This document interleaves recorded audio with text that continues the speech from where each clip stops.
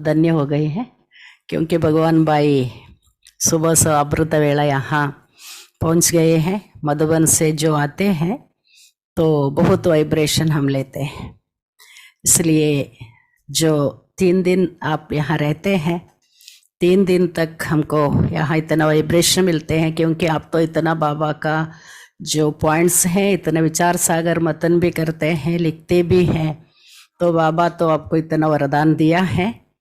तो ये वरदान भूमि से आप जो यहाँ पधारे हैं तो वो वाइब्रेशन भी हम सभी को मिले, इसलिए आज इस धरती पर आपको बहुत बहुत बहुत दया दिल से स्वागत करते हैं।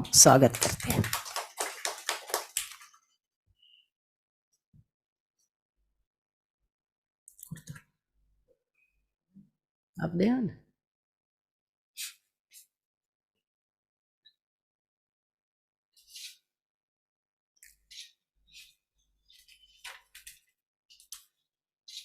यहाँ बगीचा के फूल हैं आज। നമുക്കെല്ലാവർക്കും ഇന്ന് കുറച്ച് സമയം ബായിജിയുടെ അനുഭവം കേൾക്കാം. നാളെ രാവിലെ ഭോഗുണ്ട്, ഞാൻ അടുത്തുള്ളവരൊക്കെ ഇവിടേക്ക് വിളിച്ചിട്ടുണ്ട്. അതുകൊണ്ട് നാളെ ഭോഗ് ക്ലാസ് ഉണ്ട്. പിന്നെ ബായിജിക്ക് കേന്ദ്രീയ വിദ്യാലയത്തിൽ പ്രോഗ്രാം ഉണ്ട്. പിന്നെ ബാലുശ്ശേരിയിൽ വൈകുന്നേരം ക്ലാസ് ഉണ്ട്. മറ്റന്നാൾ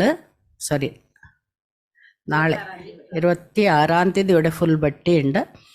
നാളെ ഇന്നാണ് ക്ലാസ്, പിന്നെ ബാലുശ്ശേരിയിലെ ക്ലാസ്. നാളെ കൽപ്പറ്റ പോകും. കൽപ്പറ്റയിൽ നവോദയ സ്കൂളിൽ പ്രോഗ്രാം ഫിക്സ് ആയിട്ടുണ്ട്. മറ്റന്നാളെ ഫുൾ ബട്ടി ഉണ്ടാവും. तो आज सेंट्रल स्कूल में आपका प्रोग्राम है और शाम को बालश्शेरी सेंटर में वो गेट टुगेदर प्रोग्राम जो विद्यार्थी के लिए रखे हैं. कल सुबह, कल गुरुवार है, इसलिए सभी यहाँ आएंगे. जो आजू बाजू वाले सेंटर वाले आएंगे. परसों पूरा बट्टी रखा है यहाँ, क्योंकि सभी को बट्टी तो बहुत अच्छा लगता है, इसलिए आप भी आ गई हैं, इसलिए सभी के लिए बट्टी रखा है. അതുകൊണ്ട് तो अभी तो आपके थोड़ा सा अनुभव हम सुनेंगे प्रेरणा के लिए. ओम शांति.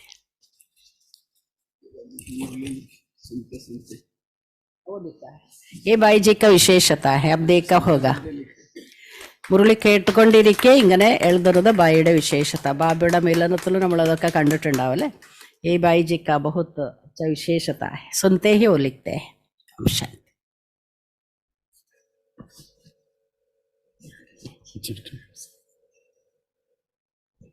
ट्रांसलेशन की जरूरत नहीं पड़ेगी. ट्रांसलेशन तो करें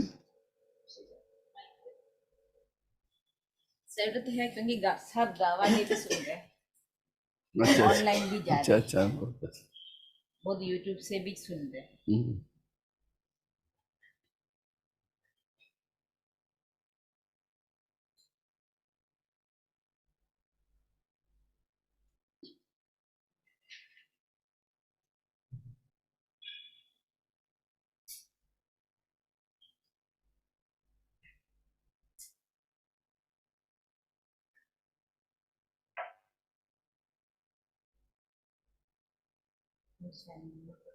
ओम शांति.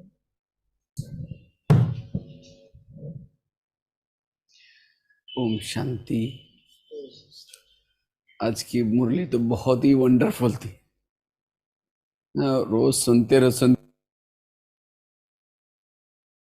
आत्मा की प्रैक्टिस करो, आत्माभिमानी बनो.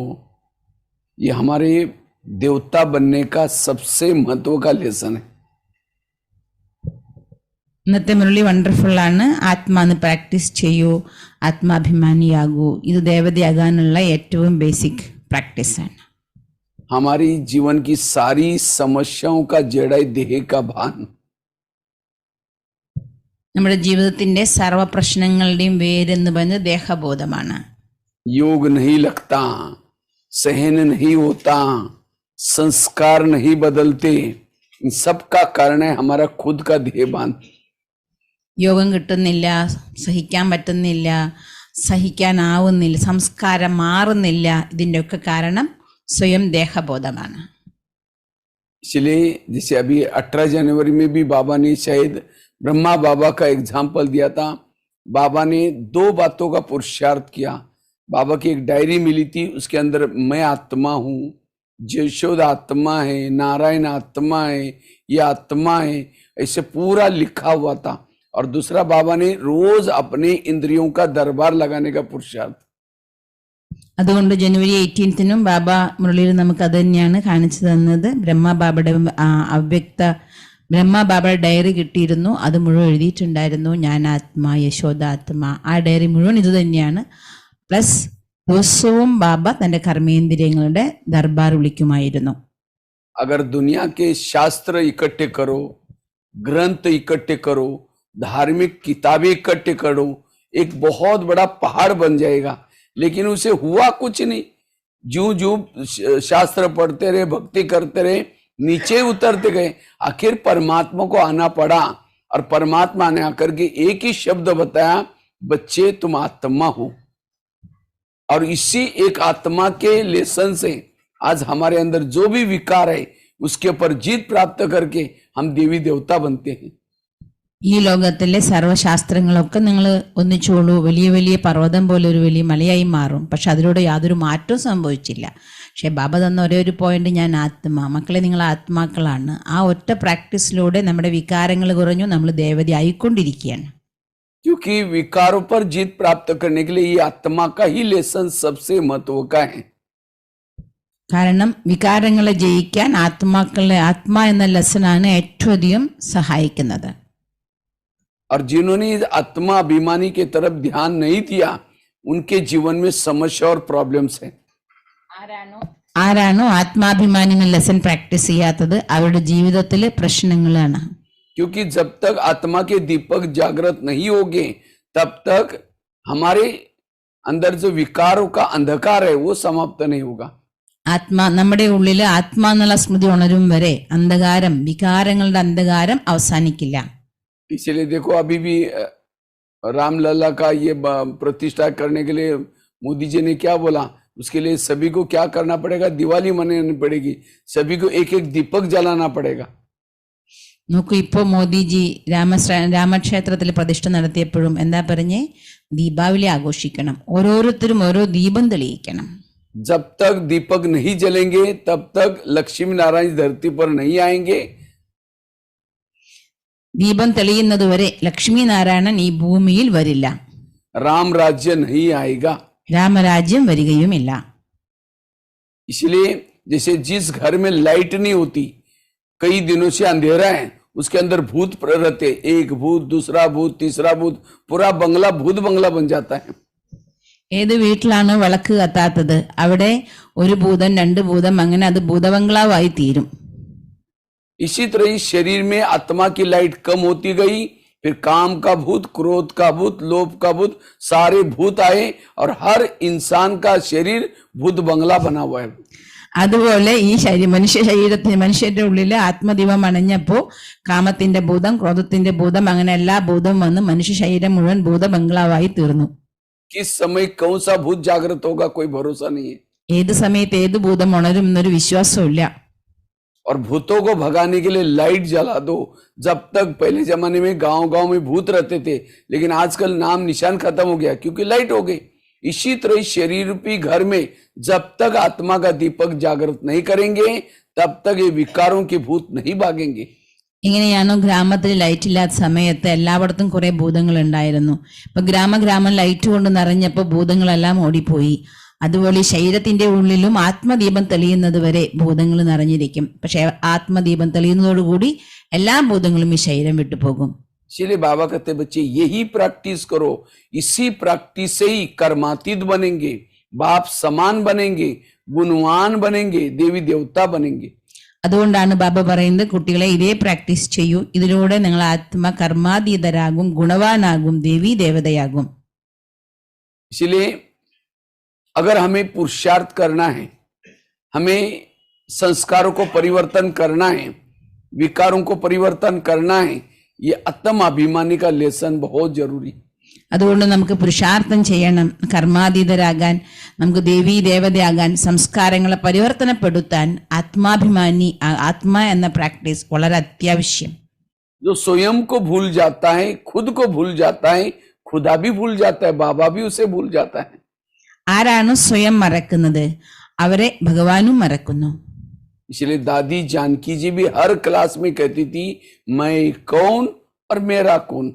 അതുകൊണ്ടാണ് ജാനകി ദാദി ഓരോ ക്ലാസ്സിലും പറയുമായിരുന്നു, ഞാൻ ആരാണ്, എന്റെ ആരാണ്. मुझे लगता है रोज के मुरली में बाबा ये शब्द जरूर याद दिलाता है. 2 शब्द मुरली में बार बार रिपीट होते हैं. एक मुझे याद करो, दूसरा आत्म अभिमानी बनो. ബാബ എല്ലാ മുരളിയിലും വീണ്ടും വീണ്ടും ആവർത്തിക്കുന്ന 2 ശബ്ദമാണ്. ഒന്ന് എന്നെ ഓർമ്മിക്കൂ, രണ്ടാമത്തത് ആത്മാഭിമാനിയാകൂ. सबसे बड़ा विकार है देह का भान. देहभान विकारों का सरदार है, मुख्य है. ഏറ്റവും വലിയ വികാരാണ് ദേഹബോധം. ദേഹബോധം വികാരങ്ങളുടെ സർദാറാണ്, മുഖ്യനാണ്. पहले देहभान आता है, फिर काम आता है, क्रोध आता है, सारे विकार आ जाते. ആദ്യം ദേഹബോധം വരും, പിന്നാലെ കാമം വരും, ക്രോധം വരും, സർവ്വവികാരങ്ങൾ എത്തിച്ചേരും. इसलिए सीता के सामने जब रावण आता है, वो माचिस तिल्ली जला करके रख देती है. रावण उसको टच भी नहीं करता. അതുകൊണ്ടാണ് സീതയുടെ മുന്നില് രാവണൻ വരുമ്പോ ഒരു വിളക്ക് കത്തിച്ചു വെക്കൂ അത്രേ. അപ്പൊ ടച്ച് ചെയ്യാൻ പോലും രാവണന് സാധ്യമല്ല. इसी तरह हमें भी क्या करना है, इस रावण के राज्य में रहते हैं, हमें आत्मा की तिली को सदा जला कर रखना है. അതുപോലെ നമ്മൾ എന്ത് ചെയ്യണം? ഈ രാവണ രാജ്യത്തിൽ ഇരിക്കുമ്പോ ആത്മാവിന്റെ ആ ദീപത്തിന് സദാ തെളിച്ചു വെക്കണം. जो आत्म अभिमानी स्थिति में रहते हैं, रात को सोए हैं, योग लगा रहता है, रास्ते में चल रहे हैं, बाबा से योग लगा रहता है, वो निरंतर योगी बन सकता है. ആത്മാഭിമാനി സ്ഥിതിയിൽ ഇരിക്കുന്നവർ രാത്രി ഉറങ്ങുമ്പോഴും അവരുടെ ബാബയുമായിട്ട് യോഗം ചേർന്നുകൊണ്ടിരിക്കും. റോട്ടിലൂടെ നടക്കുകയാണെങ്കിലും ബാബയുമായിട്ട് യോഗം ഉണ്ടാവും. അങ്ങനെ നിരന്തര യോഗി സ്ഥിതി അവർ അനുഭവം ചെയ്യും. आत्मा अभिमानी स्थिति में रहने से आंखें खुली है, कान खुला है, देखते भी न देखने की अवस्था बनी रहती है. ആത്മാഭിമാനി സ്ഥിതിയായിരിക്കുമ്പോൾ ചെവി തുറന്നാലും കണ്ണു തുറന്നാലും കണ്ടാലും കാണാത്ത സ്ഥിതി അവർ അനുഭവം ചെയ്യും. आत्मा अभिमानी स्थिति में रहने वाला एक परमात्मा के सिवाय कहीं भी प्रभाव में नहीं आता. ആത്മാഭിമാനി സ്ഥിതിയിൽ ഇരിക്കുന്നവർ ഒരു പരമാത്മാവിലല്ലാതെ മറ്റൊരിടത്തും പ്രഭാവിതരാവില്ല. ना कोई वस्तु के प्रभाव में आता है, ना कोई व्यक्ति के प्रभाव में आता है.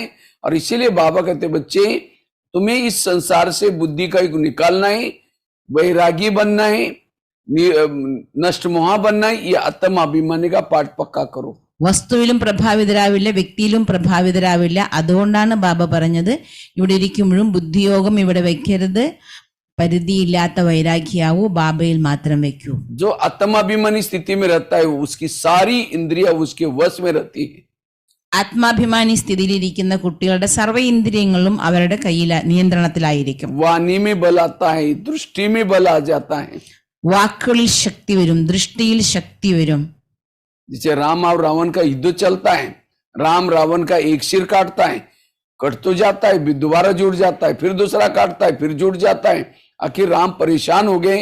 विभीषण आया, उसके कान में एक बात सुनाई, ऐसा नहीं मरेगा, उसके नाभि में तेल लगाओ. और जब नाभि में तेल लगा तो रावण मर गया.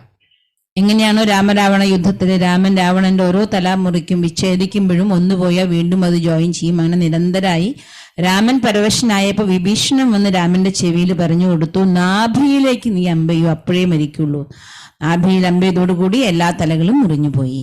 इसी तरह आज हम भी रावण को मारने में लगे, कोई 2 साल से, कोई 4 साल से, कोई 10 साल से, लेकिन उसके गले काट रहे. कभी काम का गला काट देते हैं, लेकिन दोबारा जुड़ जाता है, फिर काट देते हैं, दोबारा जुड़ जाता है. इसीलिए बाबा कहते बच्चे, तुम उसके नाभि में तेल लगा. नाभि अर्थात देह का भान. നമ്മളും അതെ, അതുപോലെ രാമരാവണ യുദ്ധത്തിലാണ് രാവണനെ കൊല്ലാൻ വേണ്ടി ചിലർ 2 വർഷം, അത്രയോ വർഷങ്ങളായി പ്രയത്നിച്ചുകൊണ്ടിരിക്കുക. തലയാണ് നമ്മൾ മുറിച്ചുകൊണ്ടിരിക്കുന്നത്, പിന്നെയും അത് വന്ന് ജോയിൻ ചെയ്യാണ്. അതുകൊണ്ട് ബാബ പറയാണ്, നാഭിയിലേക്ക് നിങ്ങൾ അമ്പയക്കൂ. നാഭി പറഞ്ഞ ദേഹബോധത്തിനെ ഇല്ലാതാക്കൂ. देह भान से ही विकारों की उत्पत्ति होती है. ദേഹബോധത്തിൽ നിന്നാണ് വികാരങ്ങൾ ജനിക്കുന്നത്. परमात्मा इस धरती पर क्यों आया है? हमें आत्म अभिमानी बनाने के लिए आए. പരമാത്മ ഭൂമിയിൽ എന്തിനു വന്നു? നമ്മളെ ആത്മാഭിമാനിയാക്കാൻ വന്നിരിക്കുന്നു. सतयुग था, वो कलयुग क्यों बना? हम देह भान में आने से सतयुग का कलयुग बन गया. നമ്മളെ സത്യുഗം കലിയുഗം ആയത് എങ്ങനെ? നമ്മൾ ദേഹബോധത്തിൽ വന്നപ്പോഴാണ് സത്യുഗം കലിയുഗമായി മാറിയത്. कलयुग का सतयुग कब बनेगा? जब हम आत्म अभिमानी बनेंगे. എപ്പോ കലിയുഗം സത്യയുഗാവും നമ്മളെപ്പോ ആത്മാഭിമാനിയാകൂ അപ്പോ. इसीलिए बाबा कहते हैं बच्चे ये पाठ पक्का करो, क्योंकि अंत में जो चारों तरफ से पेपर आएंगे उन सभी पेपरों में पास होने के लिए ये आत्म अभिमानी स्थिति का ही पाठ काम आएगा. അതുകൊണ്ടാണ് ബാബ പറയുന്നത്, കുട്ടികളെ ഈ പേപ്പർ നന്നായി പ്രാക്ടീസ്, ഈ ഒരു കാര്യം നല്ല അഭ്യാസം ചെയ്യൂ. അന്തിമത്തിൽ 4 വശത്തുനിന്നും പേപ്പർ വരുന്ന സമയം ആത്മാഭിമാനി സ്ഥിതിയാണ് നിങ്ങളെ സഹായിക്കുക. प्रकृति का पेपर आएगा, खान पान का पेपर आएगा, ईविल आत्माओं का पेपर आएगा, हिसाब किताब के पेपर आएंगे. उन सभी तमाम पेपरों में पास होने के लिए ये अशरीरी विधेयी स्थिति बड़ी काम आएगी. പ്രകൃതിയുടെ പരീക്ഷ വരും, കർമ്മകണക്കുകളുടെ പരീക്ഷ വരും, ആഹാരം കാര്യങ്ങൾ കിട്ടാത്ത പരീക്ഷ വരും, ഈവിൾ സോൾസിന്റെ പരീക്ഷ വരും. എല്ലാ പരീക്ഷകളും ജയിക്കാൻ, അത്രയും സ്ട്രോങ് ആയ പരീക്ഷകളെ ജയിക്കാൻ നിങ്ങൾക്ക് ഈ വിദേഹി സ്ഥിതിയുടെ പ്രാക്ടീസാണ് നിങ്ങളെ സഹായിക്കുന്നത്. जैसे बीज बोया ही नहीं, पानी दिया ही नहीं, वृक्ष आएगा नहीं, वृक्ष नहीं होगा तो फल भी नहीं लगेगा. എങ്ങനെയാണ് വിത്ത് വിതച്ചില്ല, വെള്ളം കൊടുത്തില്ല, വൃക്ഷം വളർന്നില്ല എങ്കിൽ പഴവും കിട്ടില്ല. इसी तरह आत्म अभिमानी का अभ्यास किया ही नहीं, स्मृति का पानी दिया ही नहीं, उसके जीवन रूपी वृक्ष में नम्रता, धैर्यता, सत्यता, सहनशीलता ये गुण रूपी फल कैसे लग सकते हैं? അതുപോലെ ആത്മാഭിമാനി സ്ഥിതിനെ നിങ്ങൾ പ്രാക്ടീസ് ചെയ്തില്ല, സ്മൃതിയാകുന്ന വെള്ളം കൊടുത്തില്ല എങ്കിൽ പിന്നെ നമ്രത, സത്യത, ധൈര്യത, ക്ഷമ ഈ ഗുണങ്ങളാകുന്ന പഴങ്ങൾ നിങ്ങൾക്ക് എങ്ങനെ കിട്ടും? आत्म अभिमानी स्थिति में रहने वालों के चारों ओर गुण और शक्तियां रहेगी. ആത്മാഭിമാനി സ്ഥിതിയിലിരിക്കുന്ന കുട്ടികളുടെ 4 പാടും ഗുണങ്ങളും ശക്തികളും ഉണ്ടാകും. जैसे बिल्डिंग बनाई जाती है उसका फाउंडेशन मजबूत, जितना खर्चा ऊपर होता है बिल्डिंग का उतना फाउंडेशन का खर्चा होता है. जिन्होंने फाउंडेशन में कंजूसी की, जब भी आंधी तूफान आता है उसकी बिल्डिंग गिर जाती है. ഇങ്ങനെയൊരു ബിൽഡിംഗ് കെട്ടുമ്പോൾ അതിന്റെ ഫൗണ്ടേഷൻ, മുകളിൽ എത്ര സ്ട്രോങ് ബിൽഡിംഗ് കെട്ടുന്നോ അത്ര തന്നെ സ്ട്രോങ് ആയിട്ട് ഫൗണ്ടേഷൻ ഉണ്ടാക്കും. ഫൗണ്ടേഷനിൽ പിശുക്ക് കാണിച്ചു കഴിഞ്ഞാൽ വലിയൊരു കൊടുങ്കാറ്റ് വന്ന ബിൽഡിംഗ് എല്ലാം താഴെ വീഴും. इसलिए हम तो 84 जन्म की बिल्डिंग बना रहे हैं. जिन्होंने ये आत्मा का पाठ पक्का किया उसकी बिल्डिंग मजबूत बनेगी. नहीं तो थोड़ा सा आंधी तूफान आते हैं, बीच बीच में फेल हो जाते हैं. क्यों? आत्मा का पाठ कच्चा है. അതുപോലെ നമ്മൾ 84 ജന്മത്തിന്റെ ബിൽഡിംഗ് ആണ് ഉണ്ടാക്കുന്നത്. ആരാണോ ഈ ആത്മാഭിമാനി എന്ന പ്രാക്ടീസിന്റെ ഫൗണ്ടേഷൻ സ്ട്രോങ് ആക്കാത്തത്, അവർക്ക് ചെറിയ ചെറിയ പേപ്പർ വരുമ്പോഴേക്കും അവർ തളർന്നു പോകും. കാരണം ഫൗണ്ടേഷൻ സ്ട്രോങ് അല്ല. आत्म अभिमानी स्थिति वाला भले वो बैठा है लेकिन उसे सेवा हो रहे, क्योंकि उसे वाइब्रेशन फैलते जा रहे. ആത്മാഭിമാനി സ്ഥിതിയുള്ളവർ വെറുതെ ഇരിക്കുകയാണെങ്കിൽ പോലും അവർ സേവ ചെയ്തുകൊണ്ടിരിക്കുകയാണ്. കാരണം അവരിലൂടെ വൈബ്രേഷൻ പരന്നുകൊണ്ടിരിക്കുകയാണ്. तो ये आत्म अभिमानी हम कैसे बने, उसके लिए 3-4 बातें मैं आपके साथ शेयर करता हूँ. അതുകൊണ്ട് എങ്ങനെ ആത്മാഭിമാനിയാകാം, അതിനായി 3-4 കാര്യങ്ങൾ നിങ്ങളുമായി ഷെയർ ചെയ്യാം. आत्म अभिमानी बनने के लिए 4 सब्जेक्ट हमारे रोज की दिनचर्या में पक्के होने चाहिए. ആത്മാഭിമാനിയാകാൻ 4 വിഷയങ്ങൾ ദിനചര്യയിൽ നമുക്ക് ഉറച്ചിരിക്കണം. ज्ञान का सब्जेक्ट जरूरी है, योग का सब्जेक्ट जरूरी है, धारणा का और सेवा का. जिन्होंने 4 सब्जेक्ट अपने जीवन में लाया वही आत्म अभिमानी बन सकते हैं. ജ്ഞാനത്തിന്റെ വിഷയം അത്യാവശ്യമാണ്, യോഗയുടെ വിഷയം അത്യാവശ്യമാണ്, അതുപോലെ തന്നെ ധാരണ, സേവ, 4 വിഷയങ്ങളും ദിവസവും പ്രാക്ടീസ് ചെയ്യുന്നവർക്ക് ആത്മാഭിമാനി സ്ഥിതിയിലെത്താം. क्योंकि हमारे 2 लक्ष्य है, एक है संगम का लक्ष्य, दूसरा है सत्युग का लक्ष्य. നമുക്ക് 2 ലക്ഷ്യമുണ്ട്. ഒന്ന് സംഗമത്തിന്റെ ലക്ഷ്യം, മറ്റൊന്ന് സത്യയുഗത്തിന്റെ ലക്ഷ്യം. संगम का लक्ष्य अशरीरी बनना, विधेयी बनना, बिंदुरु बनना, बीजरू बनना. സംഗമയുഗത്തിന്റെ ലക്ഷ്യമാണ് വിദേഹിയാവുക, അശരീരിയാവുക, ബിന്ദു രൂപമാകുക, ബീജരൂപമാകുക. और सत्युग का लक्ष्य लक्ष्मी नारायण बनना, देवी देवता बनना. यह है सत्युग का लक्ष्य. സത്യയുഗത്തിന്റെ ലക്ഷ്യമാണ് ദേവി ദേവതയാവുക, ലക്ഷ്മി നാരായണനാകുക. जो संगम के लक्ष्य तक पहुंचेगा, सत्युग का लक्ष्य उसकी परिचय है, वो अपने मिल जाएगा. जो अशरीरी के लक्ष्य में पहुंचता है, विधेयी बनता है, निराकारी बनता है, सत्युग अपने आप उसको सत्युग में देवी देवता बनेगा. ആരാണോ സംഗമയുഗത്തിന്റെ ലക്ഷ്യത്തിലേക്ക് എത്തുന്നത് അതിന്റെ നിഴല് മാത്രമാണ് സത്യയുഗത്തിന്റെ ലക്ഷ്യം. ആര് വിദേഹിയാകുന്നു, അശരീരിയാകുന്നു, ആത്മസ്ഥിതിയിലെത്തുന്നു, അവർ സ്വയമേവ ദേവി ദേവതയായി തീരും. आज कई कहते सत्युग कब आएगा, अब कितना साल बाकी है, कृष्ण जन्म कब लेगा. संगम युग तो बाबा कहता है 100 साल का ही था, अभी तो 88 साल पूरा हो गया. लेकिन सत्युग तो समय पर आएगा, लेकिन क्या मैं एक सेकंड में विधेयी बन सकता हूँ, अशरीरी बन सकता हूँ? अब जब मैं अशरीरी नहीं बन सकता हूँ तो मैं सत्युग में कैसे जाऊंगा? ചിലർ ചോദിക്കും എപ്പോഴാണ് സത്യയുഗം വരിക, ഇനി എത്ര കാലമുണ്ട്? ബാബ പറഞ്ഞ സംഗമയുഗം 100 വർഷം എന്നാണ്, 88 വർഷം ആയല്ലോ, ശ്രീകൃഷ്ണൻ എപ്പോൾ ജനിക്കും? ഇതൊക്കെ സമയത്ത് എത്തിച്ചേർന്നോളും. പക്ഷെ ബാബ നമുക്ക് തന്നിട്ടുള്ള ഡ്യൂട്ടി 1 സെക്കൻഡിൽ വിദേഹിയാകണം, അശരീരിയാകണം. അത് നിങ്ങൾക്ക് 1 സെക്കൻഡിലാകാൻ സാധിക്കുന്നുണ്ടോ? जो अशरीरी रहते, विधेयी अवस्था में रहते, निराकारी अवस्था में रहते, वो सत्युग भी उनके लिए फीका लगेगा। ആരാണോ അശരീരി സ്ഥിതി അനുഭവം ചെയ്യുന്നത്, നിരാകാരി സ്ഥിതി അനുഭവം ചെയ്യുന്നത്, വിദേഹി അവസ്ഥയിലിരിക്കുന്നത്, അവർക്ക് സത്യയുഗം പോലും അത്ര തന്നെ രുചികരമായി തോന്നില്ല. क्योंकि ये संगम का जन्म डायमंड जन्म है और सत्युग का जन्म गोल्डन डायमंड उससे भी ज्यादा ऊंचा महंगा होता है। കാരണം സംഗമയുഗി ജന്മം നമുക്ക് ഡയമണ്ട് ജന്മമാണ്, സത്യവും ഗോൾഡൻ ആണ്. സത്യത്തേക്കാൾ വലുതാണ് സംഗമയുഗത്തിലെ ഡയമണ്ട് ജന്മം. इसलिए आत्म अभिमानी की प्रैक्टिस ये बहुत हमें मेहनत करके करनी है, और जिन्होंने आत्माभिमानी की मेहनत की उसकी सारी समस्याओं का समाधान वो खुद कर लेता है। അതുകൊണ്ട് നമുക്ക് ആത്മാഭിമാനി പ്രാക്ടീസ് ഒരുപാട് ചെയ്യണം. ആരാണോ ആത്മാഭിമാനി പ്രാക്ടീസ് നന്നായി ചെയ്യുന്നത് അവരുടെ സർവ്വ സമസ്യകൾക്കും പരിഹാരം അവർ തന്നെ കണ്ടെത്തിയിരിക്കും. कई कहते हम रोज मुरली सुनते, अगर मुरली सुनते हैं तो भी आत्माभिमानी नहीं अनुभव होता, आत्माभिमानी स्थिति में नहीं रहते, इसका मतलब मुरली सुनने तक है। जो मुरली को धारण करता है, पॉइंट का स्वरूप बन जाता है, वो पॉइंट स्वरूप अपने आप बन जाता है। ചിലർ പറയും ഞങ്ങൾ ദിവസവും മുരളി കേൾക്കുന്നുണ്ട്, പക്ഷെ മുരളി കേൾക്കുന്നതിനെ പോയിന്റ് തലയിൽ മാത്രം ഇരിക്കരുത്, അതിന്റെ സ്വരൂപമാകണമെങ്കിൽ ആത്മാഭിമാനി പ്രാക്ടീസ് ചെയ്താൽ നിങ്ങൾ സ്വയമേവ ജ്ഞാനത്തിന്റെ സ്വരൂപമായി തീരും. कई कहते हम रोज योग लगाते हैं, अगर योग लगाते तो भी आत्माभिमानी स्थिति में नहीं रहते, इसका मतलब आपका शरीर योग में बैठा था लेकिन मन बुद्धि कहीं भटक रही थी। जिन्होंने सचमुच योग लगाया वो आत्माभिमानी का अनुभव अपने आप कर लेंगे।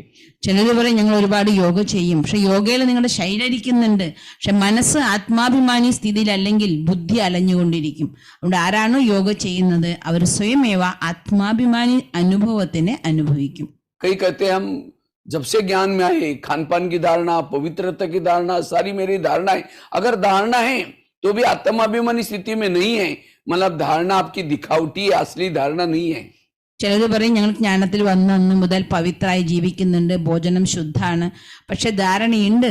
ആത്മാഭിമാനി സ്ഥിതി ഇല്ലാത്ത ധാരണയാണെങ്കിൽ അത് വെറും ഒരു കാണിക്കൽ മാത്രമാണ്, ഉള്ളിൽ നിന്നായിട്ടില്ല. आज कई कहते हम सेवा बहुत करते हैं, अगर सेवा करते हैं तो आपकी स्थिति क्या चाहिए? आत्मा, क्योंकि सेवाओं से दुआएं मिलती है और दुआएं हमें आत्माभिमानी बनाती है। अगर इतनी सेवा करने के बाद फिर भी अगर मुझे आत्माभिमानी स्थिति मेरी नहीं है, वो सेवा नाम मान शान की असली सेवा नहीं है। ചിലർ പറയും ഞങ്ങൾ ഒരുപാട് സേവ ചെയ്യുന്നുണ്ട്, സേവ ചെയ്യുമ്പോൾ ഞങ്ങൾക്ക് ഒരുപാട് ആശീർവാദം കിട്ടും, പക്ഷെ സേവ ചെയ്യുന്ന സമയവും നിങ്ങൾക്ക് ആത്മാഭിമാനി സ്ഥിതി വരുന്നില്ല എങ്കിൽ നിങ്ങളുടെ സേവയും കേവലം പേരിനും പദവിക്കും പ്രസിദ്ധിക്കും വേണ്ടിയാണ്, യഥാർത്ഥമല്ല. ये चारों सब्जेक्ट का सारा है आत्माभिमानी बनना, अशरीरी विधेयी बनना। 4 വിഷയത്തിന്റെ ലക്ഷ്യം ഇതാണ്: ആത്മാഭിമാനിയാവണം, അശരീരിയാവണം, വിദേഹിയാവണം. जैसे स्कूलों में बच्चे पढ़ते हैं बहुत सारे सब्जेक्ट, वो सारे सब्जेक्ट का सारा उनको एक सर्टिफिकेट मिलता है, एक डिग्री मिलती है। കുട്ടികൾ സ്കൂളിൽ പഠിക്കുന്നുണ്ട്, ഒരുപാട് വിഷയമുണ്ട്, എല്ലാ വിഷയത്തിനും അവർക്ക് സർട്ടിഫിക്കറ്റ് കിട്ടും, ഡിഗ്രി കിട്ടും, और उसी डिग्री के आधार से उसको नौकरी लगती है। ആ ഡിഗ്രിയുടെ ആധാരത്തിൽ ജോലിയും കിട്ടും. इसी तरह आज हम तमाम ये जो 4 सब्जेक्ट पढ़ रहे हैं, ज्ञान योग धारणा, इसकी डिग्री क्या है? अशरीरी विधेयी स्थिति, फरिश्ता स्थिति। അതുപോലെ നമ്മൾ 4 വിഷയം ജ്ഞാന യോഗ ധാരണ സേവ പഠിക്കുന്നു, അതിന്റെ ഡിഗ്രി എന്താണ്? അശരീരി സ്ഥിതി, വിദേഹി സ്ഥിതി, ഫരിസ്ത സ്ഥിതി. और देवता हमारी नौकरी है, ब्रह्मा कुमारी इसका बहुत बड़ा यूनिवर्सिटी है, अशरीरी विधेयी उसकी डिग्री है और देवता हमारी नौकरी है। അതുപോലെ ബ്രഹ്മകുമാരീസ് വലിയൊരു യൂണിവേഴ്സിറ്റിയാണ്, അശരീരി സ്ഥിതി വിദേഹി സ്ഥിതി ഇവരുടെ ഡിഗ്രിയാണ്, അത് കിട്ടിയവർക്കുള്ള ജോലിയാണ് ദേവതാ പദവി. और जो डिग्री नहीं लेंगे वो ये तो नहीं करते, मतलब भूखे तो नहीं मरते, कहीं ना कहीं चपरासी तो बन ही जाते हैं। इसी तरह जो अशरीरी विधेयी नहीं बनेंगे, ज्ञान में चलते थे, सत्युग में जाएंगे, दास दासी तो बन ही जाएंगे। ചിലവർ നന്നായി പഠിക്കില്ല, എന്നാലും പട്ടിണി കിടന്ന് മരിക്കില്ലല്ലോ, അവിടെ പ്യൂണങ്ങളാവുമല്ലോ. അതുപോലെ ഇവിടെ ആരാണോ അശരീരി സ്ഥിതി നന്നായി നേടാത്തത് അവർ സത്യത്തെ പോകും, പക്ഷെ അവർ ദാസദാസിയായി തീരും. अगर उच्च पद प्राप्त करना चाहते हैं, ये अशरीरी विधेयी स्थिति की एक ही मेहनत करो, सारी मेहनत से मुक्त बन जाएंगे. അതുകൊണ്ട് ദേവതയാകാനായിട്ട് നമ്മൾ ഒരേ ഒരു പരിശ്രമം മതി, വിദേഹി സ്ഥിതിക്കുള്ള പ്രാക്ടീസ്. ഈ ഒറ്റ പരിശ്രമത്തിലൂടെ മറ്റു സർവ്വ പരിശ്രമങ്ങളിൽ നിന്നും നമ്മൾ മുക്തരാകും. विधेयी अशरीरी स्थिति में, विधेयी स्थिति में रहने वालों से कोई भी विकर्म, कोई भी पाप कर्म नहीं होंगे. വിദേഹി സ്ഥിതിയിൽ ഇരിക്കുന്നവരിൽ നിന്ന് യാതൊരു വികർമ്മമോ പാപകർമ്മമോ സംഭവിക്കില്ല. इतना नहीं, इस स्थिति में रहने वाला जो भी जन्म जन्मांतर से पाप किए वो भी भस्म होने की प्रक्रिया चलती रहेगी. അതുമാത്രല്ല, ആരാണോ ഈ സ്ഥിതിക്ക് വേണ്ടി അഭ്യസിക്കുന്നത് അവരിൽ നിന്ന് ജന്മജന്മങ്ങളായി സംഭവിച്ച പാപകർമ്മങ്ങളെല്ലാം ഭസ്മമാകും. तो इसीलिए एक तो 4 सब्जेक्ट परफेक्ट करना है. दूसरी बात है, अगर विधेयी अशरीरी का अनुभव करना है, उसके लिए पवित्रता की धारणा बड़ी इंपॉर्टेंट है. അതുകൊണ്ട് 4 വിഷയങ്ങളിൽ നിങ്ങൾ പെർഫെക്റ്റ് ആവണം. ഒപ്പം തന്നെ അശരീരി അനുഭവിക്കാൻ പവിത്രതയുടെ വിഷയത്തിലും പെർഫെക്റ്റ് ആകണം. पवित्रता और अशरीरी विधेयी का कनेक्शन क्या है? जैसे कोई दीप, पहले जमाने में एक दिया आता था जिसमें केरोसिन डालते थे, माचिस लगाओ, फ्लेम जलती थी. पहले लाइट नहीं रहती थी, तो उसी से कारोबार चलता था. എന്താണ് പവിത്രതയുടെയും അശരീരി സ്ഥിതിയുടെയും ബന്ധം? പറയാണ്, പണ്ട് മണ്ണെണ്ണ വിളക്ക് ഉണ്ടാവുമായിരുന്നല്ലോ. മണ്ണെണ്ണ ഒഴിച്ചതിന് ശേഷം നമ്മൾ തീപ്പെട്ടി കത്തിക്കുമ്പോൾ വിളക്ക് കത്തുമായിരുന്നു, അതിലൂടെ കാര്യങ്ങൾ നടത്തുമായിരുന്നു. अगर उस दिवे में तेल नहीं है, केरोसिन नहीं है, माचिस लगाओ, फ्लेम जलेगी नहीं. അതുപോലെ അത് മണ്ണെണ്ണ ഇല്ലെങ്കിൽ തീപ്പെട്ടി ഉരച്ചാലും വിളക്ക് കത്തില്ല.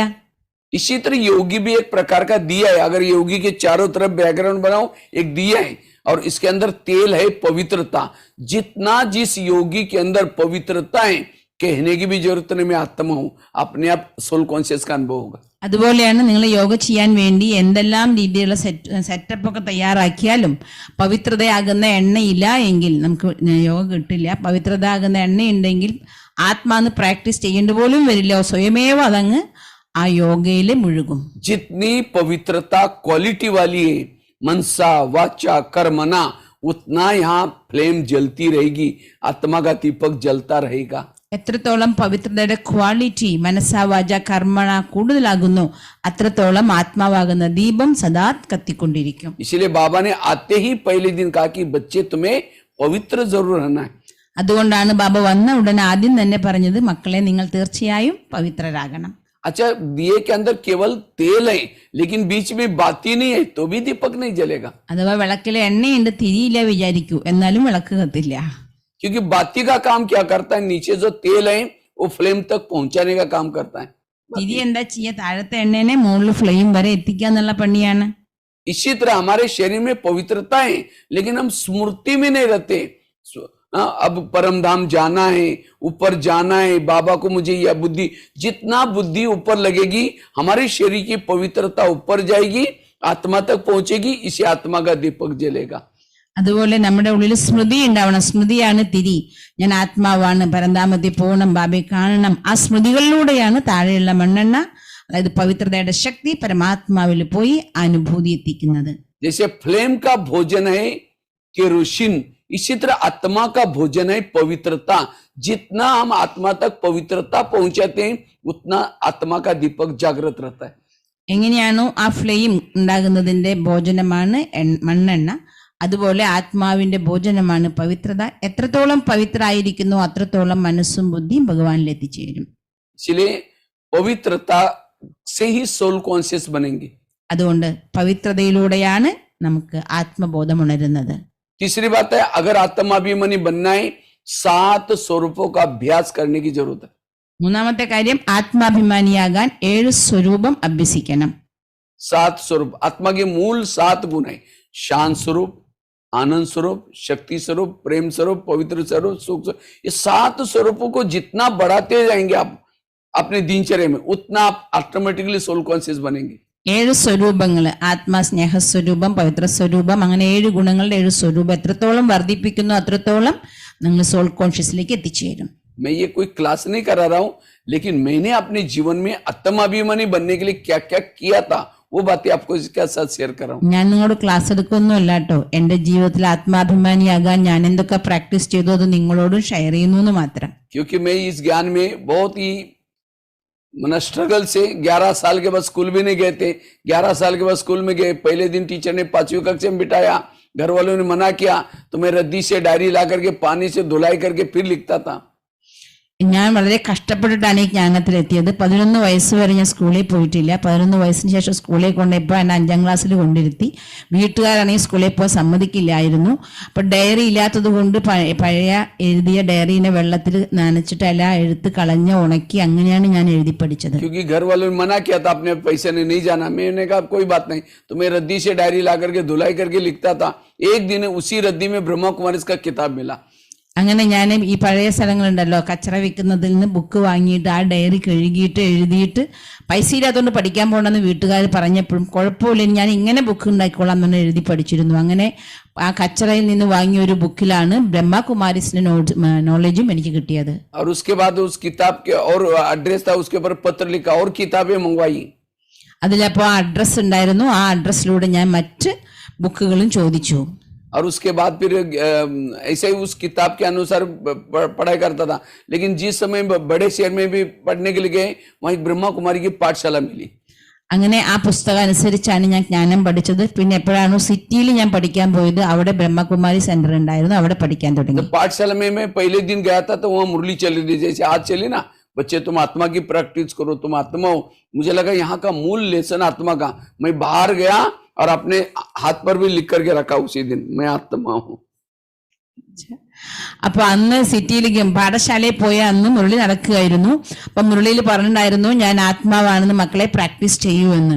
അപ്പൊ ഞാൻ അന്ന് പുറത്തു പോയി അദ്ദേഹത്തിന്റെ കൈമ കാണിച്ചില്ല, നീല കുത്തിയത് പച്ച കുത്തിയത് അന്ന് എഴുതി വെച്ചതാണ്, ഞാൻ ആത്മാവാണ്, പരമാത്മാവിന്റെ കുട്ടി. അപ്പൊ ഏക് ബാർ ഭി ദിഖായിയേ ആപ്കാ ഹാത്ത്, കൈമ നോക്കിക്കോളൂ, അന്ന് കുത്തി വെച്ചതാണ്, പച്ച കുത്തി വെച്ചതാണ്, ഞാൻ ആത്മാ ശിവബാബയുടെ കുട്ടിയാണ്. ചിത്രവും വരച്ച് പ്രിന്റ് ആക്കി വെച്ചു.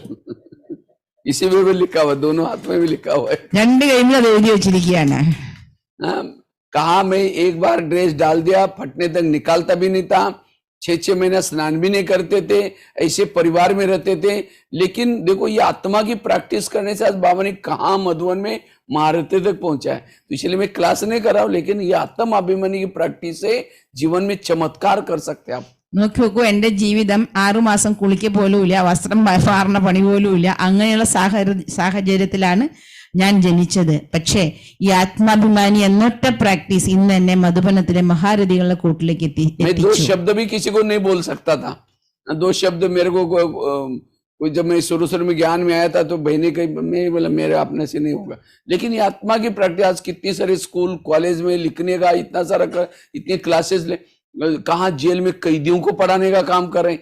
ये आत्माभिमानी की स्थिति से ही सारा संभव हो। എനിക്കൊരാളോട് 2 അക്ഷരം മിണ്ടാൻ പോലും അറിയില്ലായിരുന്നു. സിസ്റ്റേഴ്സ് പറയാൻ പറഞ്ഞ അയ്യോ എന്നെ കൊണ്ട് ഇതാവില്ല എന്ന് പറയുമായിരുന്നു. ഞാൻ ഇന്ന് എഴുതി പഠിച്ച് ജയിലുകളിൽ ജയിൽ പുള്ളികൾക്ക് പോലും ക്ലാസ് എടുക്കുന്നു, എത്രയോ കുട്ടികൾക്ക് ക്ലാസ് എടുക്കുന്നു, എത്രയോ ക്ലാസ്സുകൾ എടുക്കുന്നു. ഇതൊക്കെ ആത്മാഭിമാനി സ്ഥിതിയുടെ റിഫ്ലക്ഷൻ ആണ്. इसलिए मैंने क्या किया, 7 दिन के लिए एक स्वरूप का अभ्यास करना शुरू किया। അതുകൊണ്ട് ഞാൻ ഓരോ ദിവസം ഓരോ സ്വരൂപത്തിന് അഭ്യസിച്ചു. पहले दिन सोमवार के दिन शांत स्वरूप में रहना है, मंगलवार के दिन शक्ति स्वरूप में रहना है, बुधवार ऐसे एक स्वरूप का अभ्यास किया। इससे में आत्माभिमानी बनना इजी हो गया। തിങ്കളാഴ്ച ശാന്തി സ്വരൂപം, ചൊവ്വാഴ്ച ശക്തി സ്വരൂപം, അങ്ങനെ ഓരോ ദിവസം ഓരോ സ്വരൂപത്തിനെ അഭ്യസിച്ച് ആത്മാഭിമാനിയാവാൻ ഈസിയായി. तो पहली बताई पवित्र 4 स्वरूप 4 सब्जेक्ट का अभ्यास करने से, दूसरा बताया पवित्रता की धारणा से, तीसरा बताया 7 स्वरूपों का अभ्यास से, चौथी बताया अगर आत्माभिमानी बनना है हमें सदा निरहंकारी होकर के रहना होगा। ആദ്യം പറഞ്ഞത് 4 സബ്ജക്റ്റിൽ നിങ്ങൾ നന്നായി അതാക്കണം, പ്രാക്ടീസ് ചെയ്യണം, പവിത്ര സ്വരൂപാകണം, 7 ഗുണങ്ങളുടെ സ്വരൂപാവണം, 4ാമത്തെ കാര്യം നിരഹങ്കാരിയാകണം. क्योंकि जो निरहंकारी है वो हर जगह पर हर परिस्थिति में एडजस्ट होकर के चलता है। अगर अभिमान है तो उसके संकल्प चलते हैं, और जिसके ज्यादा संकल्प चलते हैं सोल कॉन्शियस नहीं बन सकता। നിരഹങ്കാരിയായവർക്ക് ഏത് സാഹചര്യത്തിലും അഡ്ജസ്റ്റ് ചെയ്ത് മുന്നേറാൻ പറ്റും. അധികം അഹങ്കാരം വന്ന ഒരുപാട് സങ്കല്പങ്ങൾ വരും, അവർക്ക് അഡ്ജസ്റ്റ് ചെയ്യാനും മുന്നേറാനും സാധ്യമല്ല.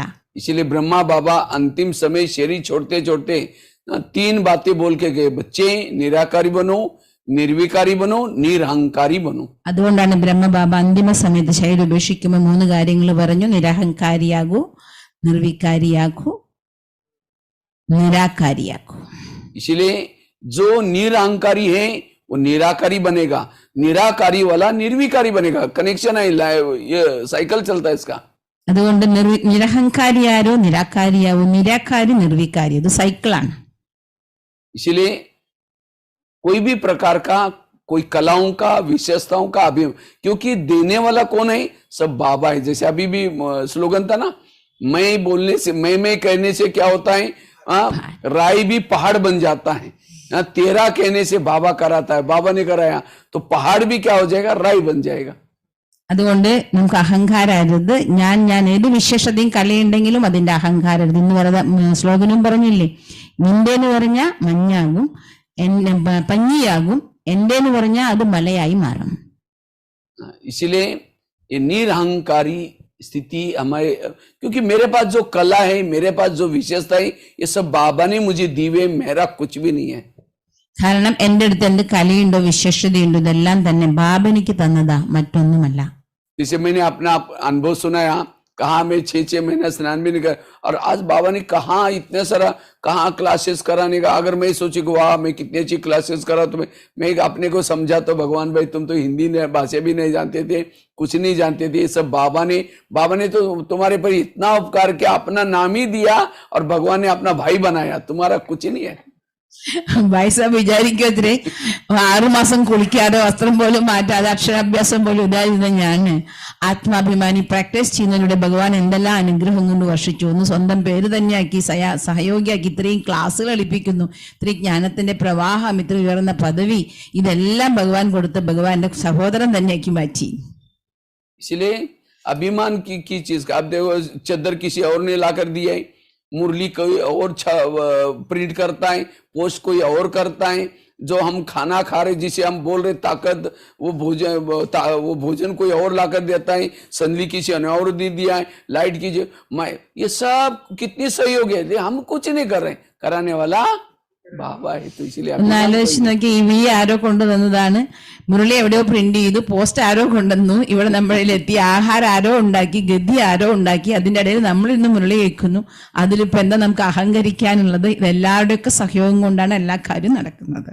इसलिए जितना निरहंकारी रहेंगे, जैसे कठपुतली को नचाते हैं, नचाने वाला दिखाई नहीं पड़ता, और कठपुतली डांस करते हैं, उस डांस दे करके कोई ताली बजाए तो कठपुतली का अभिमान है, वहां मैं कितनी अच्छी डांस कर रही हूँ, तो खींचने वाला कहेगा अच्छा तुम ही कर ले, वो खींचना ही बंद करेगा, वही लटक जाएगी. इसी तरह बाबा पर्दे के पीछे बैठा है, वहां से कार्य करा रहा है. लेकिन जब हमें अभिमान आता है, जब कोई हमारी महिमा करता, हमें लगता है मैंने बहुत अच्छा किया, वो कहेगा अगले बार तुम ही कर लेना, वो खींचना ही बंद करेगा, वो लटक जाएंगे वही फिर. इसलिए बाबा कराता है. ഈ ബൊമ്മക്കളിയിൽ കണ്ടിട്ടില്ലേ, നൂല് വലിക്കുന്നത് വേറെ ആളായിരിക്കും, ബൊമ്മ നന്നായി ഡാൻസ് ചെയ്യുന്നതായി തോന്നും. ഡാൻസ് കാണുന്നവർ കൈയടിച്ച് ആ എന്ത് നല്ല ഡാൻസാന്ന് പറയുമ്പോൾ ബൊമ്മയ്ക്ക് തോന്നുന്നത് ഞാനാണ് ഏറ്റവും നന്നായി ഡാൻസ് ചെയ്തതെന്ന്. അതോടുകൂടി നൂല് വലിക്കുന്ന ആൾ പറഞ്ഞാൽ നീ തന്നെ ഡാൻസ് ചെയ്തോന്ന്, അത് അവിടെ തന്നെ തൂങ്ങിക്കെടുക്കും. അതുപോലെ ഇതെല്ലാം ഭഗവാൻ പർദ്ദയുടെ ബാക്കിൽ ഇരുന്നു കൊണ്ട് എല്ലാം ചെയ്യിപ്പിക്കുകയാണ്. ഭഗവാന്റെയാണ് എല്ലാതും. ചെയ്യുന്ന ആൾക്ക് തോന്നുകയാണ് ഞാനാണ് എല്ലാം ചെയ്യണമെന്ന് തോന്നിയാ ഭഗവാൻ വലിക്കൽ അവിടെ നിർത്തും, അപ്പൊ അവിടെ തൂങ്ങിക്കെടുക്കും. इसलिए निरहंकारी रहना, इसी से हम और ज्ञान में चलेंगे. अभिमान रहेगा आपका, अभिमान होगा, मुझे पूछा ही नहीं, मुझे पूछा. ये पूछ की पूछ वाले लोग सब त्रेता में चले जाते हैं. सत्युग में जो गोप गोपी का किसी को भी पूछ नहीं है, क्योंकि निरहंकारी है. അതുകൊണ്ട് ജ്ഞാനത്തിൽ വരുമ്പോഴും ജ്ഞാനത്തിന്റെ കുറച്ച് കാലം കഴിയുമ്പോൾ എന്നെ ആരും ചോദിക്കുന്നില്ല, എന്നെ ആരും മാനിക്കുന്നില്ല, എന്നെ ഗവനിക്കുന്നില്ല. അത് ഹിന്ദിയിൽ പറയാ പൂച്ചന എന്നാണ്. ഇപ്പൊ പൂച്ച പറഞ്ഞ പൂഞ്ച് പറഞ്ഞ വാല്, എന്നെ ചോദിക്കുക ഗവനിക്കുക എന്നുള്ള വാൽ ആർക്കുണ്ടോ ആ വാലുള്ളവരൊക്കെ ത്രേതായത്തിക്കുള്ളവരാണ്. इसलिए निरहंकारी निराकारी. 5वीं बात है, अगर मुझे निराकारी स्थिति का अभ्यास करना है, अनुभव करना है, सोमानों के अभ्यास. അതുകൊണ്ട് നിരാകാരി നിരഹങ്കാരി, അടുത്തത് നിരാകാരി സ്ഥിതി നിങ്ങൾക്ക് അനുഭവം ചെയ്യണമെങ്കിൽ 5ാമത്തെ കാര്യം സോമാനങ്ങളുടെ അഭ്യാസം. जितना सोमान का अभ्यास करेंगे, आंतरिक शक्तियां जागृत होगी, इसी से सोल कॉन्शियस अशरीरी बनना इजी होगा.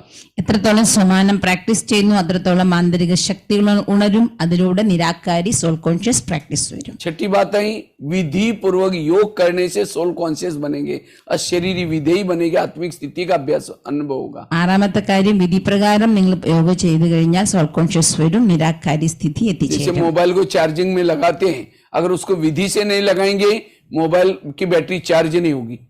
എങ്ങനെയാണ് മൊബൈൽ ചാർജിലിടുമ്പോൾ വിധിപ്രകാരം അല്ല എങ്കിൽ മൊബൈൽ ചാർജ് ആകില്ലല്ലോ. तो सोल कॉन्शियस मतलब क्या, मोबाइल को बैटरी को चार्ज करना. हमारी 84 जन्म क्या हुआ, यूज किया, बैटरी को डिस्चार्ज हुई. अब उसको एक संगम युग में जैसे सारा दिन हम बैटरी यूज करते हैं और एक ही घंटे में क्या करते हैं, उसको चार्ज कर लेते हैं दोबारा. ഇങ്ങനെയാണ് നമ്മൾ യോഗയിലിരിക്കുക പറഞ്ഞ എന്താ അർത്ഥം? ആത്മാവാകുന്ന ബാറ്ററി 84 ജന്മം കൊണ്ട് ഡിസ്ചാർജ് ആയി വീണ്ടും അതിനെ ചാർജ് ചെയ്യാന്നാണ്. और चार्ज करने के लिए हम क्या करते हैं, उसको विधि से कहीं रोड पर डालो, चार्ज नहीं होगी. ചാർജ് ചെയ്യുന്നത് എങ്ങനെ? വിധിപ്രകാരം. വെറുതെ റോട്ടിലിട്ടാൽ അത് ചാർജ് ആവില്ലല്ലോ. उसके लिए प्लग के पास लाना पड़ता है. അതിനെ പ്ലഗിന്റെ അരികിൽ കൊണ്ടുവരണം. इसी तरह बाबा ने भी आत्मा रूपी बैटरियों को चार्ज करने के लिए जगह जगह पर प्लग के पॉइंट बनाए. ये सेंटर्स है प्लग के पॉइंट. അതുപോലെ ബാബയോ അതെ ആത്മാവാകുന്ന ബാറ്ററിനെ ചാർജ് ചെയ്യാൻ വേണ്ടിയിട്ട് പ്ലഗ് ഉണ്ടാക്കിയിട്ടുണ്ട്. പ്ലഗ് പോയിന്റ് ആണ് സെന്ററുകൾ. कई कहते हम घर में करते हैं, रोड पर डालने से कैसे चार्ज, इसलिए दिन में एक बार 1 घंटे के लिए प्लग के पास लाना जरूरी है अपने मोबाइल को. അതുകൊണ്ട് ചിലർ പറയും റോട്ടിലിട്ട ചാർജ് ആവില്ലല്ലോ. അതുപോലെ നിങ്ങൾ ദിവസത്തിൽ 1 മണിക്കൂറെങ്കിലും സെന്ററിൽ വരിക എന്നുള്ളത് സ്വയം ചാർജ് ചെയ്യാൻ അത്യാവശ്യമാണ്. और मोबाइल चार्ज नहीं होता, चार्ज बैटरी होती है. तो हम यहाँ आने से कोई शरीर में ताकत नहीं आएगी, ताकत आएगी आत्मा में. മൊബൈലെല്ലാം ചാർജ് ആവുന്നത് ബാറ്ററിയാണ്. അതുപോലെ നമ്മളോട് വരുമ്പോൾ ശരീരത്തിന്റെ എല്ലാ ശക്തി ആത്മാവിലാണ് ശക്തി. अगर समझो प्लग के पास लाकर रखा लेकिन तारे डाली नहीं तो भी चार्ज नहीं होगा. പ്ലഗിന്റെ അടുത്ത് കൊണ്ടുവച്ച് സ്വിച്ച് അതിന്റെ വയർ കണക്ഷൻ കൊടുക്കാൻ മറന്നുപോയി, അപ്പോഴും എന്താവില്ല, ചാർജ് ആവില്ല. इसी तरह हमने शरीर को लाकर के क्लास में पटका दिया लेकिन मन बुद्धि ऊपर लगाई नहीं तो भी चार्ज नहीं होगी. അതുപോലെ ശരീരത്തിനെ കൊണ്ടുവന്ന് ക്ലാസ്സിൽ വെച്ചു, മനസ്സും ബുദ്ധി മുകളിൽ എത്തിച്ചിട്ടേ ഇല്ല, അപ്പോഴും ചാർജ് വരില്ല. अच्छा, एक तार डाली दूसरी नहीं डाली तो भी चार्ज नहीं होगा. ഒരു കണക്ഷൻ കൊടുത്തു, മറ്റേ വയർ കണക്ഷൻ കൊടുത്തില്ല, അപ്പോഴും ചാർജ് ആവില്ല.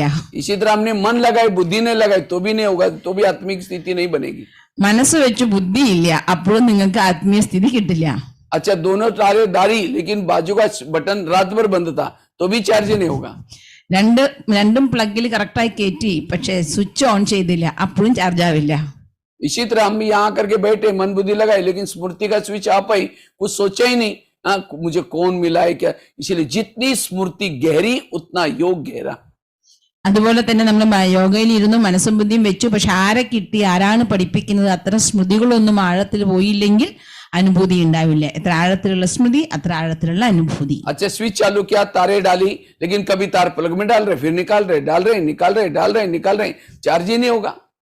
നിങ്ങൾ പ്ലഗിൽ കുത്തി, പക്ഷെ ഇടയ്ക്ക് കുത്തും, ഇടയ്ക്ക് വലിക്കുക, ഇടയ്ക്ക് കുത്തും, ഇടയ്ക്ക് വലിക്കുക, അപ്പൊ ചാർജ് ആവില്ല. इसी तरह हम भी क्या करते हैं, हाँ समझो आते थे रास्ते में कोई माता आ रहे हैं मुरली सुनने के लिए, आते थे रास्ते में देखा, वाह कितनी अच्छी सब्जी है, बैंगन की सब्जी, आज शाम को इसकी सब्जी बनाएंगे. पहले सोचेंगे मुरली सुनेंगे, जाते से हम लेके जाएंगे. यहाँ करके बैठे, लाल लाइट चल रहा है, गीत बज रहे, शुरू किया, मैं आत्मा हूँ, शांत स्वरूप हूँ, शक्ति स्वरूप हूँ. फिर सोचा अरे झोला तो लाए नहीं, थैला तो लाए नहीं, सब्जी कैसे लेके जाए, तार प्लग से निकल गई. അതുപോലെ ഉദാഹരണം പറയാണ്, ഒരമ്മ ക്ലാസ്സിന് വരാന്ന് വിചാരിക്കുക, വഴിയിൽ നല്ല വഴുതനങ്ങയുണ്ട്. അപ്പോൾ വിചാരിച്ച് തിരിച്ചു വരുമ്പോൾ വഴുതനങ്ങ വാങ്ങിക്കൊണ്ട് വീട്ടിൽ സബ്ജി ഉണ്ടാക്കണം. സെന്ററിൽ വന്ന് യോഗയ്ക്ക് ഇരുന്നു, റെഡ് ലൈറ്റ് ആണ്, ഞാൻ ആത്മാ ശാന്തസ്വരൂപം ശക്തി സ്വരൂപം, അയ്യോ സഞ്ചിയൊന്നും കൊടുന്നില്ലല്ലോ, എങ്ങനെയാ പച്ചക്കറി വാങ്ങുക. അപ്പൊ നിങ്ങൾ പ്ലഗ് വയറെടുത്ത പോലെ ആയി. ठीक है मैं आत्मा हूँ, उसके बाद तो प्लास्टिक का थैला तो हो गया, उसमें लेके जाएंगे, मैं आत्मा हूँ, शांत स्वरूप हो सकते. फिर सोचे कि गैस के ऊपर जो दूध रखा था शायद उसको बंद किया या चालू किया या बंद है, चलो कोई बुझा देगा, मैं तो तार डाल रहे निकाल रहे. പിന്നെ വിചാരിച്ച് സാരില്ല, സെന്ററിൽ ഒരു പ്ലാസ്റ്റിക് കവർ എടുത്താലും വാങ്ങിക്കൊണ്ടു പോവാം. ആത്മശാന്തസ്വരൂപം ശക്തി സ്വരൂപം, അയ്യോ പാല് വെച്ചിരുന്നല്ലോ അടുപ്പിൽ, അത് ആരെങ്കിലും ഓഫാക്കിയോ എന്തായാവോ, അത് ആരെങ്കിലും ഓഫാക്കിയോളൂ, സാരില്ല, ഓം ശാന്തി. അപ്പോഴും പ്ലഗ് എടുത്തു നിങ്ങള്. फिर कहेंगे ठीक है मैं फिर यहाँ फिर अचानक याद आ रही, रात को तो फोन भी आया था, एक मेहमान आने वाले हमारे घर में, मैंने सोचा था उसके लिए इडली बनाऊं लेकिन दाल चावल तो भिगो नहीं, चलो छोड़ो कुछ और बना देंगे, मैं आत्मा हूँ शांत. फिर അപ്പോഴേക്കും ഓർമ്മ വന്നു, അയ്യോ ഒന്നൊരു ഗസ്റ്റ് വരാന്ന് പറഞ്ഞിട്ടുണ്ടായിരുന്നല്ലോ, രാവിലെ ഇഡ്ഡലി ഉണ്ടാക്കുന്ന വിചാരിച്ചതാ.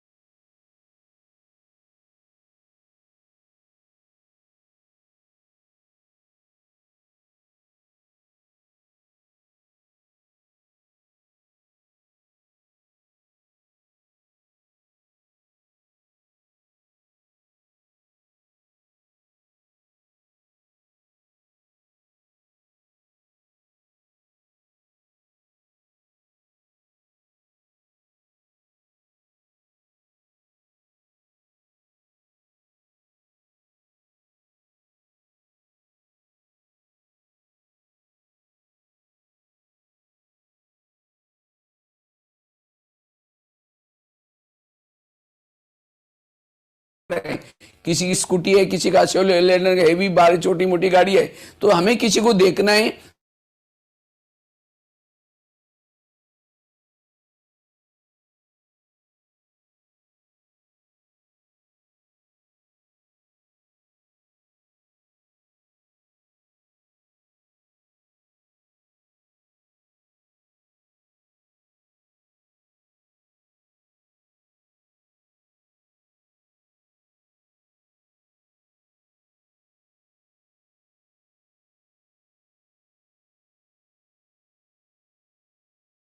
रिफ्रेश हो जाए। इसी तरह हमें भी शरीर में आने के बाद सारा दिन बिजी नहीं रहना, बीच बीच में गाड़ी को रोक करके ऊपर जाके आओ। अगर हम चाहे घर होता है ड्राइवर का तो घर में जाता है, इसी तरह कभी परमधाम में जाओ, परमधाम ही आदमी नहीं आता तो ड्राइवर को अगर होटल नहीं है तो क्या करता है, कोई ना कोई पहले तो घर में जाता है, घर नहीं हो तो होटल में जाता है, होटल नहीं तो ढाबा तो होता है। तो इसी तरह हमें बीच बीच में रुक करके क्या करना है, जिसको बाबा कहते हैं ट्रैफिक कंट्रोल। बीच बीच में रोक करके परमधाम में जाओ, परमधाम याद नहीं आता तो कम से कम मधुवन में जाओ होटल में, वो नहीं तो कम से कम ढाबा तो है, सेंटर मन बुद्धि से सेंटर के कमरे में आओ, तो भी बीच बीच में प्रैक्टिस करने से आत्माभिमानी बनेंगे। വണ്ടി അത് ഓടിക്കുന്ന സമയത്ത് ഇവിടെ നിന്ന് ഇപ്പൊ ബോംബെ പോണെങ്കിൽ ബോംബെ വരെ നിരന്തരം ഓടിക്കില്ലല്ലോ. ഇടയിൽ ചിലപ്പോ ഹോട്ടൽ ഉണ്ടാവും, ദാബ പറഞ്ഞ കാപ്പി കിട്ടുന്ന ചായ തട്ടുകട ഉണ്ടാവും, അവിടെ എവിടെയെങ്കിലും നിർത്തിയിട്ടൊക്കെ ചായ കുടിച്ച് ഫ്രഷ് ആയിട്ടല്ലേ പോവാ. അതുപോലെ നമ്മളും അത് ശരീരത്തിന് പകൽ മുഴുവൻ ഓടിച്ചുകൊണ്ടിരിക്കലേ. ഇടയ്ക്ക് എന്ത് ചെയ്യണം, നിങ്ങൾ ഇടയ്ക്ക് നിർത്തി, ട്രാഫിക് കൺട്രോളാണ് ഇടയ്ക്കിടയ്ക്കുള്ള ബ്രേക്ക്. പറ്റിയാൽ നിങ്ങൾ വീട്ടിലേക്ക് പോകൂ, വീടെന്ന് വെച്ചാൽ പരന്ധാമം. അത് പറ്റിയില്ലെങ്കിൽ നിങ്ങൾ എന്ത് ചെയ്യൂ, ഹോട്ടലിൽ പോകൂ, മധുബനിൽ ചുറ്റിക്കറങ്ങിയിട്ട് വരൂ. അതിനും നിങ്ങൾക്ക് പറ്റുന്നില്ലെങ്കിൽ തട്ടുകട സെന്ററിൽ വരൂ, സെന്ററിലെ ബാബ റൂം ഓർമ്മിക്കൂ, അവിടെ ബാബയെ ഓർമ്മിക്കൂ. इसलिए ये आत्मा की प्रैक्टिस, कभी भी हमें किसी के शरीर के ऊपर प्रभावित नहीं होना है। അതുകൊണ്ട് ആത്മാ പ്രാക്ടീസ്, ഒരിക്കലും ഒരു ശരീരത്തിലേക്ക് നിങ്ങൾ പ്രഭാവിതരാകരുത്. ये शरीर है ही क्या, शरीर का सोने का डब्बा लो, सोने का डब्बा, सोने के डब्बे के अंदर कुछ लेट्रिन डाल दिया जो रोज फेंक आते, वो खांसी करने में जो कप निकालता वो डाल दिया, हड्डी मांस डाल दिया और डब्बे को पैक करके आपके हाथ में दिया, कहा कि इसको सदा देखते रहना, दिल में लगा कर रखना, बीच बीच में कभी टाइम मिलता तो प्यार भी करना। वो कहे कि नहीं नहीं गंदा हमको नहीं चाहिए। നിങ്ങൾ ആലോചിച്ച് നോക്കി, ശരീരം എന്താണ്. നിങ്ങളുടെ കയ്യിൽ സപ്പോസ് ഒരു സ്വർണത്തിന്റെ ബോക്സ് തന്നു, പക്ഷെ ആ സ്വർണത്തിന്റെ ബോക്സിൽ ചുമച്ചു തുപ്പിയതുണ്ട്, നമുക്ക് എപ്പോഴാണ് വയറ്റുന്ന് പോയത് അത് ഇട്ടിട്ടുണ്ട്, ഇതൊക്കെ ഇട്ടാലും തന്നിട്ട് പറയാണ് ഇത് ഇടയ്ക്കിടയ്ക്ക് നോക്കിക്കൊണ്ടിരിക്കുക എന്ന് പറഞ്ഞാൽ നിങ്ങൾ എന്ത് പറയാ, അയ്യേ ഈ വൃത്തികേട് ഞാൻ നോക്കിക്കൊണ്ടിരിക്കില്ല എന്ന് പറയില്ലേ. इसी तरह शरीर भी क्या, एक सोने का डब्बा है, ऊपर से गोरी सी चमड़ी है, लेकिन अंदर क्या भरा हुआ है, वही लेट्रिन भरा हुआ है, कप भरा हुआ है, हड्डी मांस भरी है और सदा। അതുപോലെ ശരീരം എന്താണ്, നല്ല വെളുവെളുത്ത ചർമ്മം കൊണ്ട് മൂടിയിട്ടുണ്ട്, പക്ഷെ ഉള്ളിൽ എന്താണല്ലേ, ലാട്രിൻ ഉണ്ട്, എല്ലുണ്ട്, മാംസമുണ്ട്, കബണ്ട്, ഇതൊക്കെയെല്ലാം നിറച്ചു വെച്ചിരിക്കുന്നേ. इसलिए बाबा कहते हैं इसके अंदर जो वैल्यूबल चीज है आत्मा है, उसको देखो, बाकी शरीर देखने के कोई भी है नहीं। इसलिए आत्मा को देखो, मैं आत्मा हूँ। हम किसी से मिलने के लिए समझे किसी के घर में जाते हैं तो क्या घर को दीवार को मिलते हैं बात करते हैं, इसी तरह हम शरीर को देख करके बात करते हैं। जिसको मिलने के लिए उसको देखो, वो तो भ्रुकुटी में बैठा है।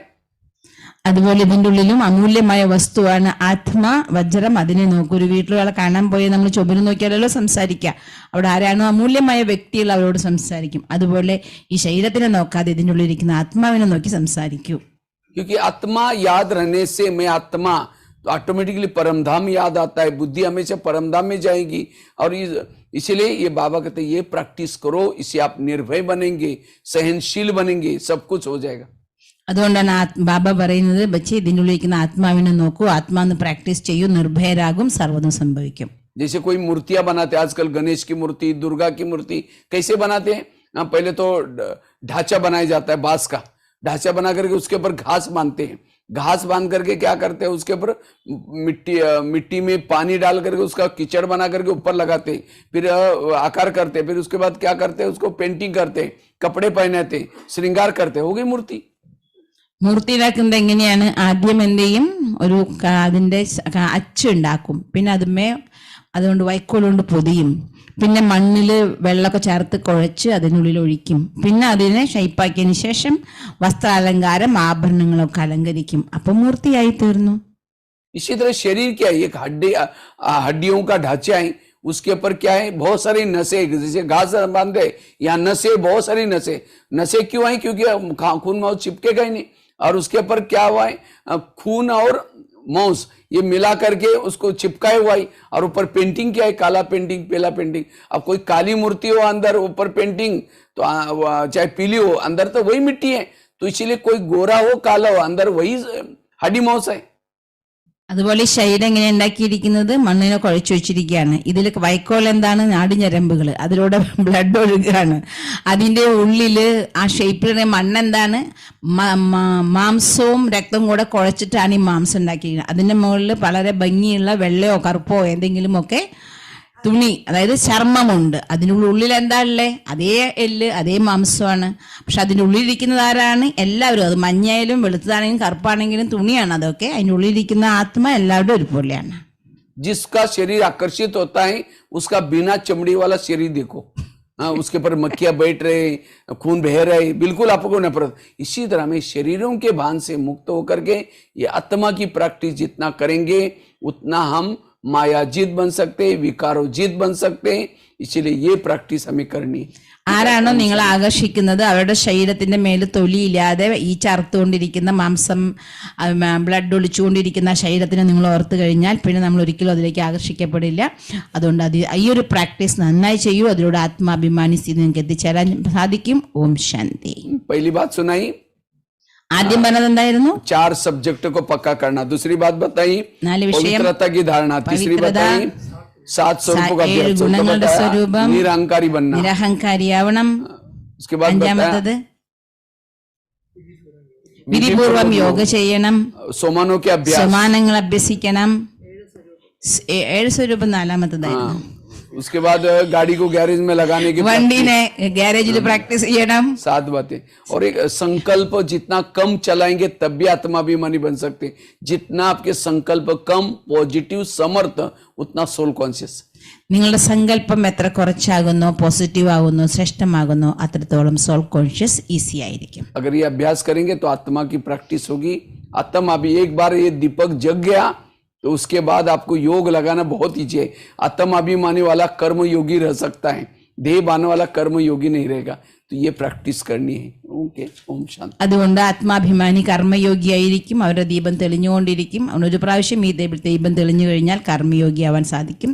നന്നായി എല്ലാവരും ആത്മാഭിമാനി പ്രാക്ടീസ് ചെയ്താലും. ഓം ശാന്തി. അല്ലെ, വയറ് നിറച്ച് ഇഷ്ടം പോലെ വിശിഷ്ടമായ മസാലദോശ നിറഞ്ഞില്ലേ, ഇനി അത് ഫുള്ള് കഴിച്ച് ദഹിപ്പിക്കുക. ഓം ശാന്തി. ഇതിൽ മനോഹരം അതിന്റെ ബട്ടികൾ കിട്ടും, ആരും മിസ് ചെയ്യരുത്. ओम शांति। भाई साहब को बहुत बहुत शुक्रिया, एक ही पॉइंट को इतनी गहरी गहरी रीति से हम सब के दिल में बिठाया। भाई साहब को बहुत बहुत शुक्रिया। ओम शांति।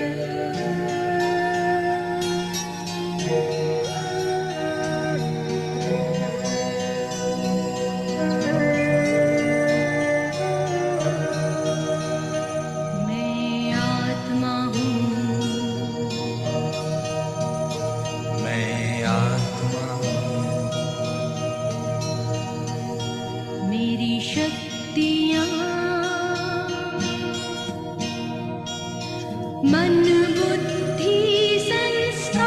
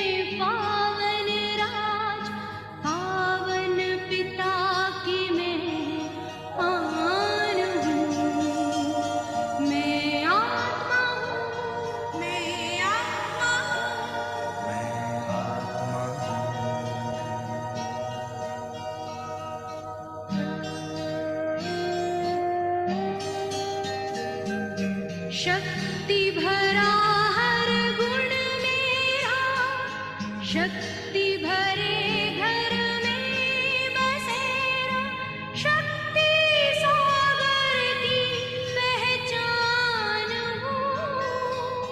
मैं आत्मा हूँ, मैं आत्मा हूँ, मैं आत्मा हूँ।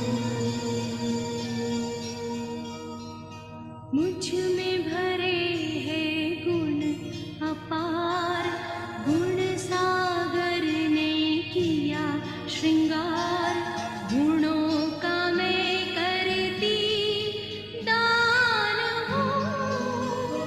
मैं आत्मा हूँ, मैं आत्मा हूँ, मैं आत्मा हूँ, मैं आत्मा हूँ, मैं आत्मा हूँ, मैं आत्मा हूँ।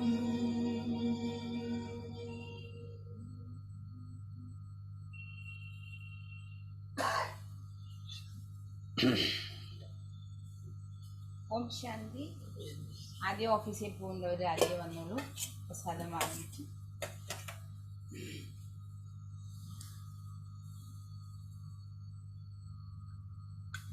ഇതല്ലേ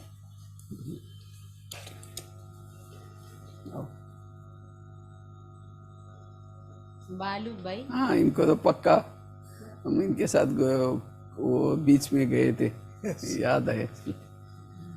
वो प्रेस प्रेस मातृभूमि में. प्रेस वाला भाई, हाँ, मातृभूमि मातृभूमि. हाँ मातृभूमि देखा याद। राधा कृष्ण भाई अच्छा इधर IIM में प्रोफेसर है. अच्छा अच्छा।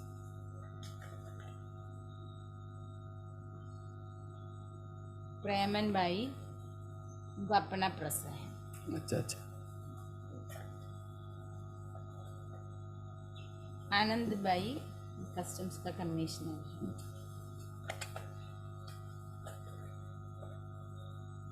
कुमार भाई ये अभी रजिस्टर पोस्ट से रिटायर हुआ है. अच्छा अच्छा। विजित भाई ये सॉफ्टवेयर इंजीनियर है. पुष्पराज भाई,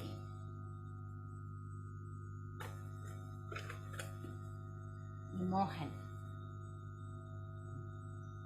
भाई मारा क्या है, सुमित भाई, अर्जुन भाई.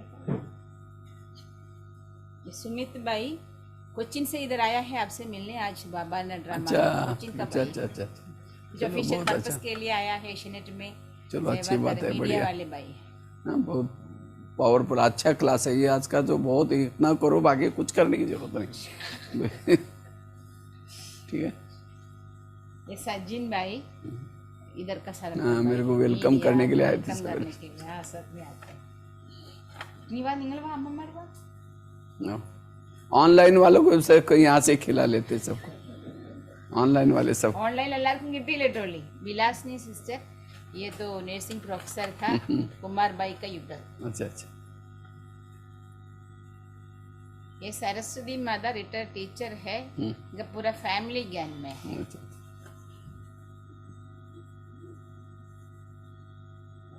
ये गंगा माता,